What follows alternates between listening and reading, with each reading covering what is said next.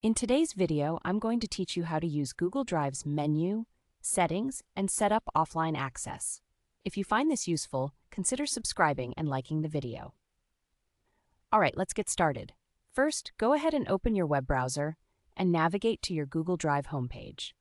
Once you're there and you see your familiar dashboard, look over to the top right corner of the screen. You'll find an icon that looks like a little gear. That's the settings icon. Go ahead and click on it. This will bring up a drop-down menu, and from there, select the option that says Settings. Now when you click on that, a new window will pop up. On the left side of this window, you'll notice a sidebar. This is where you can customize several aspects of your Google Drive experience. You can click through tabs such as General, Notifications, and Manage Apps. These tabs allow you to change your interface themes, adjust keyboard shortcuts to enhance your productivity, and even check how much storage you're currently using.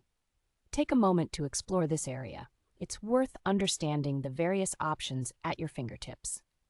Next, let's talk about offline access. This is a really handy feature, especially if you often find yourself without a reliable internet connection. To enable offline access, make sure you're still in that settings menu we just opened.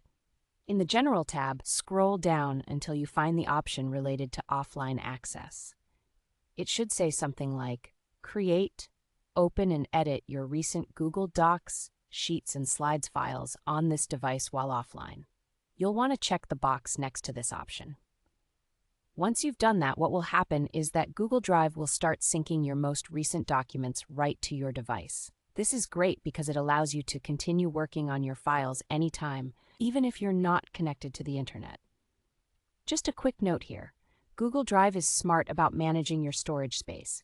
It only syncs your recent files, so you won't find yourself taking up unnecessary storage on your computer. Now, let's give it a moment. After enabling offline access, you might want to wait for a little while so that Google Drive can finish syncing everything.